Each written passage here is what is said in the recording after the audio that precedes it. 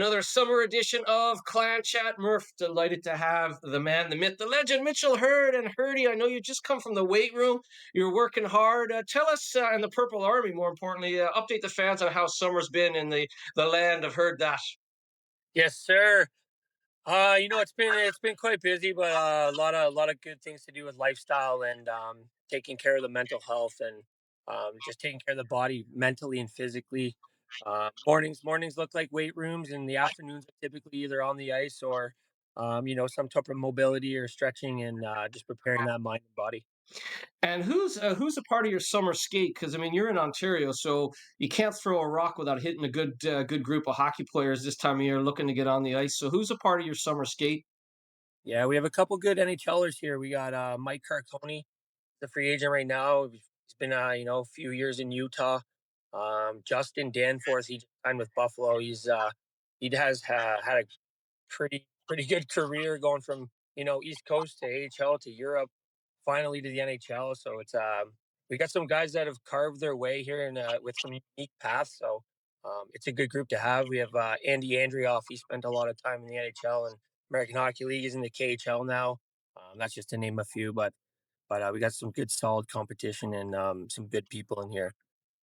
And are you guys? I mean, you guys watch the NHL draft? Are you talking about free agent frenzy? Because you're right in the heart of it. You're in the right time zone for that July 1st free agent frenzy, and certainly you're in the right time zone for the NHL drafts and all that. Are you all thinking about back to your draft days? I mean, you were an Avs pick, 41st overall. Were you all sort of at your summer skate talking about the draft and free agent frenzy?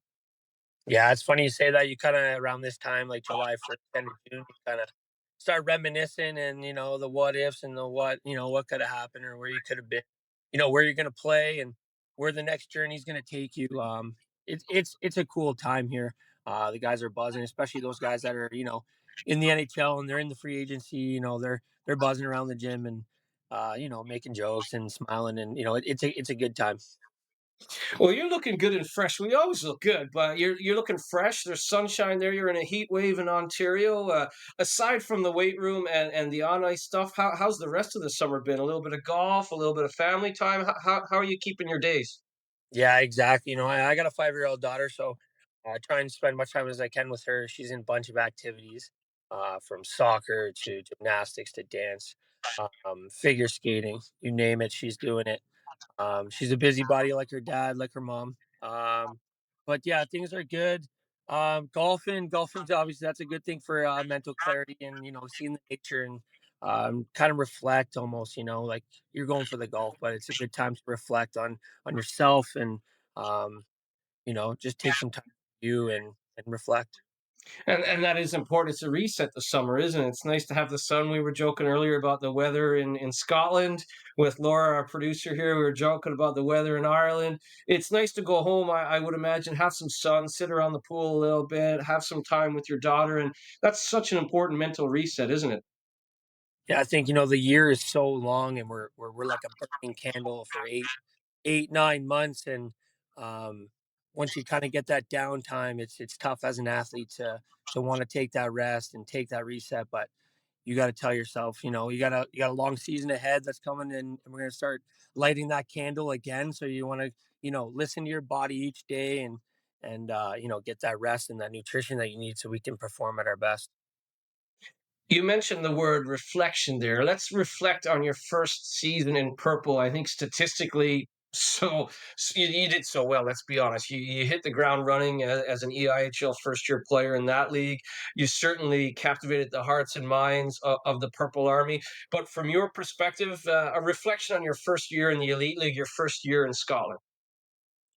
I think for me when I first got there, I was a little surprised at the level of play.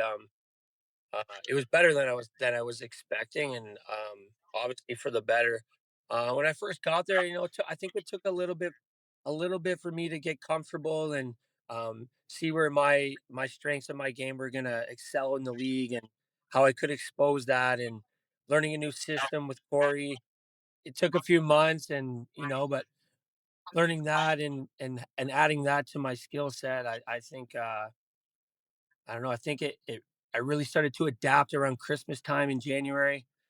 Um, there was a few things, that from a fan perspective, they probably didn't like. And, I reflect on those times too. And I don't, I can take accountability for the times where, I was wrong and, maybe we lost a few games because of it. But I think after the, after about January, there was the Cardiff game with McWilliam there. There was a lot of, what's he doing? Why is he doing it?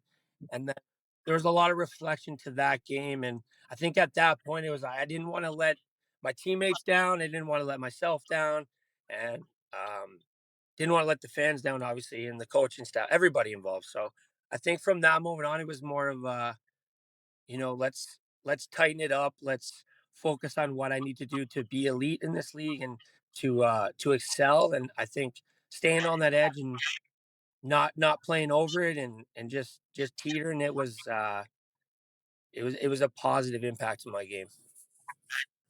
Oh, 100%. But I think you and I have spoken off camera about this. The game has changed a lot, right? And when you come to a new league as a guy who can play power forward, can play physically, you got to figure out the officiating. There's everything from, like you said, the travel, the officiating, the new system. Talk a little bit about Corey and Mike Sarant and maybe the leadership group in the room as you guys, there was a lot of new players to the league. And so how did you kind of galvanize it? And I guess the good news is a lot of those guys are back. I mean, the Sideroffs and the Sygos, yourself. So you guys will know a little bit better what to expect this time around. Yeah, I mean, we've talked about it before with Corey and I. I mean, I'm a special player in a different way, and if you don't know where it's coming from, or it can look a little I don't want to say offside, but Corey knows where it's coming from, and I think him and I now, after being a year and a half together, now we're connected on a personal level, and I think that goes a long way. And he's appreciated my style of play, and I think he's helped others around appreciate the way I play as well. So I think that goes a long way.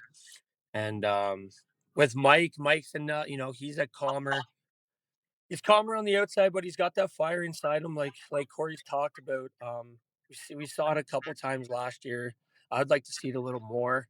He probably knows that, but I think he brings out that calmness in me that I need from him, and I think it's a good balance of personality and um, the human beings we have in the room. Sidorov, him and I connected, right away uh, for whatever reasons, but we're pulling the rope the same way. We want the same things. We want to win. We've never won a championship. I think we're hungry for that. And then, like you said, bringing the core guys back is huge. Zygo, Schwartzy. Um, It's just it makes coming back a lot easier. You don't have to, start from the bottom up. We have that foundation. We have the tendencies that we know each other can do, and um, I think we all have that right mindset. Like we want to win a championship. We're all pulling the rope the right direction, and from what we've added, it looks awesome. I mean, we've added some skill. We've added some goaltending. I mean, now it's just putting it together and believing in each other and doing the right things because it's still obviously there's a long way to go, but um, it looks exciting.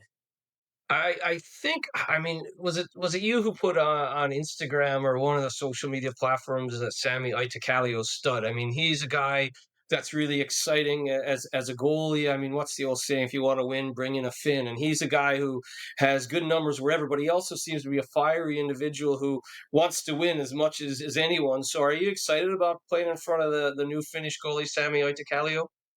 Yeah, absolutely. I got a little experience with Sam.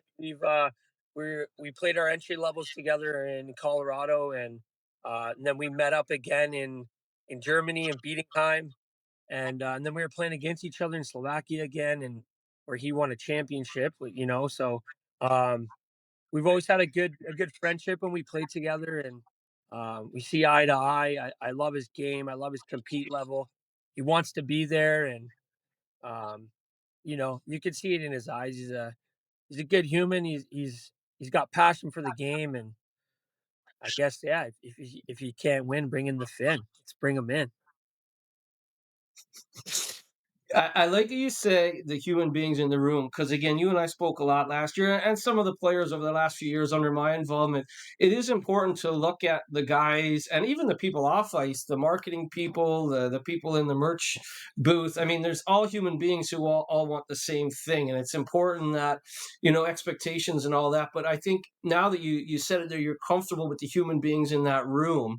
I mean, you had a great season last year, but like you said, maybe a little bit of time to figure out the officiating and the travel. I mean, are you chomping at the bit? Do you wish it was already middle of August and you're already jetting over towards Scotland? Is the summer dragging on a little bit because you now know what to expect with all the human beings that are coming back and all the people you know around the organization? Absolutely, Murph. I mean, almost swore there. I'm excited, man. I mean, the first 4 6 weeks you come home, you've been missing home, and uh, once you start training, start skating, and like you said, the frenzy, it's blowing up, and all the talk about hockey, it obviously makes you want to play. I'm super excited now. We don't have to go to Harvey.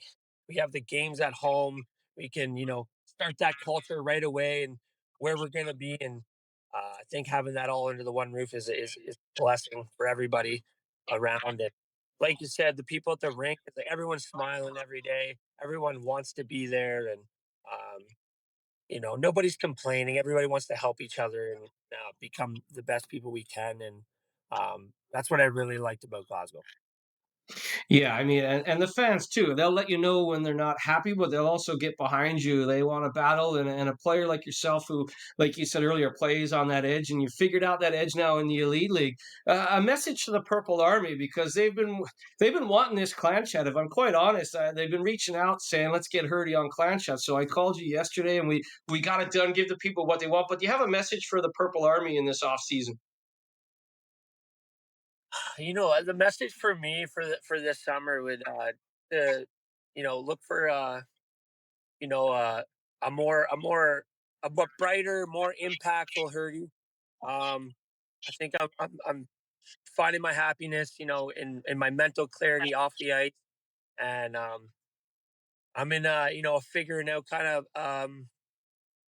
aspect of my life, and I'm looking for to bring the compete level like always, bring the fire, bring the energy, and let's bring the people what they want. They want to win just as much or even more than we do. So I think just you're gonna see the most fiery competitive Hurdy. I think in a few years. I think I found my passion again for the game.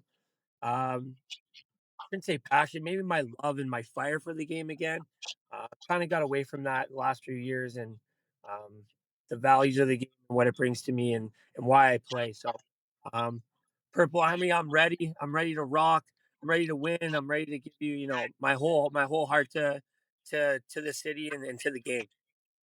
Well, I know that the Purple Army, to each man, woman, child, will be happy to hear that. I mean, you and I spoke a little bit when you and Corey were going down the garden path of re-signing and announcing that you were coming back for year two. We had a message back and forth. I said, "I'm so glad you're coming back. The sky's the limit with the way Corey's building this thing." And you said, "100%. I'm so happy. I feel so happy in Glasgow. It feels like, like a comfortable place, like somewhere where you can be yourself." And is that accurate? All these weeks and months on since we had that sort of exchange, like it's important to know, and for anyone watching and new to hockey, when you move around and you're changing teams, that can be difficult for certain players. You're a hard on your sleeve kind of guy. So now that you know the fans, now that you know the people around the rink, like is it fair to say that you feel really comfortable? It's almost like a second home now, Glasgow.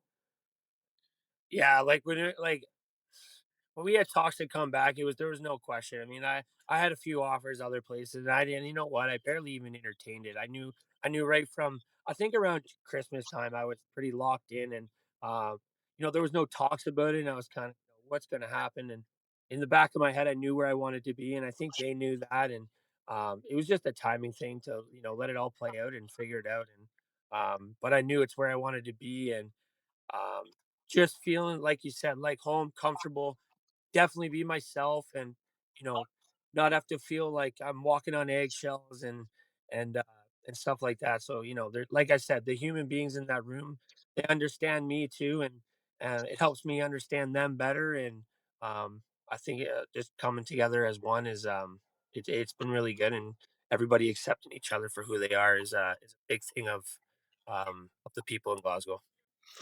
It's a fantastic point because let's be honest, the elite league, and you rightfully said it there, it's probably better than a lot of new imports to the league realize until they're there and they're in a battle in third period and they're going, oh my god, this is better than I thought it was. But it's a really good point because like everyone in the league, all these imports coming in, they can shoot, they can pass, some of them can play physical. I mean, goalies can stop pucks, but to win and to be successful in the elite league, you've got to really want to battle for everyone, for each other in the room, and battle for the city. And talking to Sidorov, talking to yourself, talking to Schwartzy, that's something that really started to pick up steam around Christmas time when everyone started to feel comfortable with the league, the officiating, the cup, the playoffs, the league. There's three different competitions. So there's a lot to get used to and a new system as well under Corey. But now that all you guys are coming back, I mean, that's something to get excited about, right? Because you're going to go battle for each other in a system and a city that you know now. Yeah, it's like picking up right where we left off. Obviously we lost in the first round, but we made it interesting.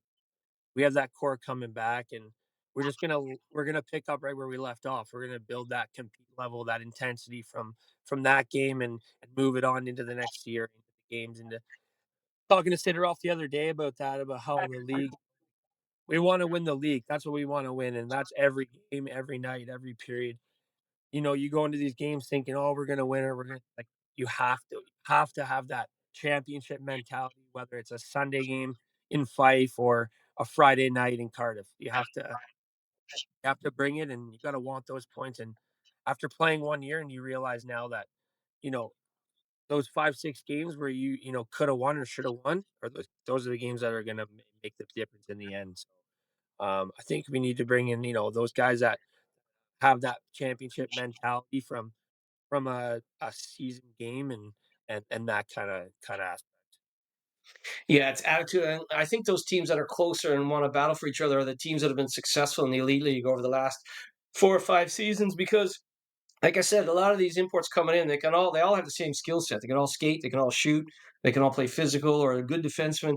But it's the teams that want to battle for each other and dig down, like you said, whether it's Friday night in Sheffield or Sunday afternoon in Guildford, you got to have the same mentality, and everyone in the room needs to be accountable. And what I really appreciate about your game last year and your attitude is accountability. Like you hold people accountable, you hold yourself accountable, and that's also a key component coming back for year two, isn't it? That, like you said, every game, every period, every shift is important. Yeah, it's like, I mean, you gotta wanna win. We're not here just to play, just to make the playoffs, or, just to score 20 goals, or, get my this or get my that. Like, we don't we you know, put that all aside, man. We wanna win. We want everybody. It's a team game. I have no success without those guys. Sportsy, my line mates that are there for me all year. You know what I'm saying? So, um, as a younger kid, I didn't realize all those things, and you know, obviously, you learn and you grow, and you grow up, and it's such a team game, and there's so many things that need to go your way to go your way, if that makes sense. And um, everyone's got to be doing the right things at the right time, and you know, pulling the rope in the right direction together. So. Uh, it's a team game, and I think that's what we're building, and that's the culture we're building in Glasgow. Corey said to me recently that players and agents are reaching out to him now. In year one, he was kind of not that he was chasing people, but he was doing some reaching out. But I think the agents and the players that are looking at the elite league are seeing the likes of yourself, Sid, Schwartzy, Saigo, Lacko, all those guys coming back, and they're going, "This is a really good destination. If these guys want to go back there, they got something brewing there." So that's a really nice point by you as well. Like everyone needs to be pulling on the same rope. There's that old saying, it takes a village to raise a child. It takes a whole organization of people, a whole army of people to be successful in pro sports. And that's certainly, it feels like we're building towards something like that, doesn't it? Yeah, absolutely. And it's not even like that we are, it's the want to do it. People are wanting to want to make the difference, and they want to do those little things that are gonna, be the biggest difference in the end. And whether it's like the meals after the game, or recovery after the game, and they're giving those resources to win, and to perform at our best every single night. So I think adding in those little things that sometimes you don't know those things. You learn from us going to different countries, different places, what works and what doesn't, and from hotels to whatever it may be, to adapting to the situation. If the meal's not as good as you want it to be, or the hotels aren't as good, you got to adapt. And I think it's adapt or die is a really good saying for it. And if we can adapt to all the situations that are negative and that aren't, that weren't in the itinerary, we can overcome those things. And like you said, you need that village to overcome all those little things, and have all those human beings in the room pull the rope the same way, and have that right mindset and that positive goal to want to win. You look around the entire league, and I've been around the elite league for almost 2 decades now. And every offseason, I go, "Wow, it's this recruitment and these imports and the level of Brits. All that stuff keeps getting better and better and better." Are you the type of guy that watches and sees who's signing where, or are you only concerned about the clan, or are you noticing what other teams are doing around the league? Because obviously, these are guys that you've crossed paths with too. There could be someone signing, for example, in Cardiff that you played with in the Coast or the AHL. So do you keep an eye on the signings, or are you only worried about what the clan are doing? Yeah, you know what? Now that I'm coming back, I think I'm all over the all everywhere, see going where, and trying to honestly to recruit guys to come to Glasgow. I know I've played with some players, not signed and this and that, and looking for a home, and letting them know that Glasgow is a great place to be, and it's a great place to grow and become better person, better player, and what we're trying to work towards. So it is really interesting, and it's interesting to see where guys end up going, and because I think in the long run they're going to end up in the purple anyway. So that's what I'm thinking. Well, it's great to hear that you're talking to ex teammates and saying, "Get in touch with Corey. Let's talk." Because I know Corey. He's got a few spots to fill, a few key spots, a few key areas, and he's working diligently. So it's always good to know that the players are involved in that too, and trying to point, players that they know can do a job and certainly fit into the culture being built around the clan. When you look at things like the Mitch Marner thing, you and I spoke a little bit off camera yesterday. I mean, Mitch Marner, 8 times 12. Do you kind of look at hockey and go, it's not just the elite league. Everything is just kind of blowing up around hockey. I mean, 96 million to go to the Vegas Golden Knights. Is that something you just look at and go, that's absolutely wild? Yeah, it's absurd, man. I mean, and being from Toronto, it's like you list all this pressure that Marner deals with, and you know what? To be honest with you, I think he dealt with it for too long. And the type of player that he is, I think they're gonna they're gonna realize what he actually like. Man, how are you gonna replace a guy that puts up 70, 80 assists every year? I mean, obviously you have elite goal scorers he's playing with, but someone's got to get him the puck. And I think he's gonna go to Vegas, and I think he's gonna take off, man.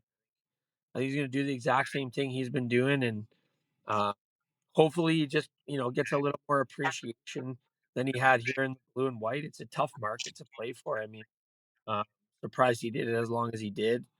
Um, but I think people are going to be shocked at Matthews and what he's going to be able to do. I mean, you got to replace a 100-point getter, so we'll see. I think it's the right move for Mitchie, though. It's time to move on.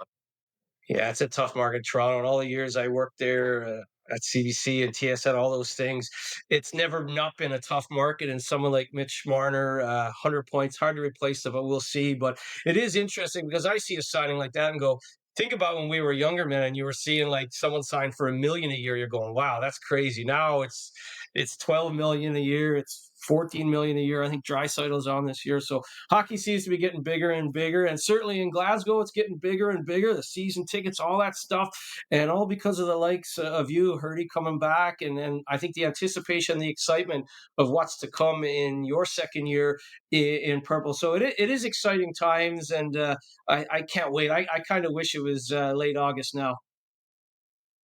I'm getting ready to go now, man. I mean, every day's a little bit seems a little bit longer. It's a bittersweet moment. You want to go, you want to stay. Your family here, but it's all a part of the journey, part of growing. And and becoming the person I am.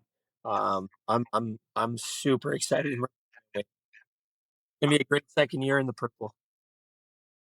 Well, absolutely brilliant. I know you've got your pro skate. You're on the ice in a few hours there, just outside of Toronto. So enjoy your summer skate. If any of those guys don't have an NHL deal or an AHL deal, point them in Corey's direction and see if we can get a deal done. You and I have talked a little bit. We'll whet the appetite of the Purple Army. You and I are going to do some stuff during the season like this.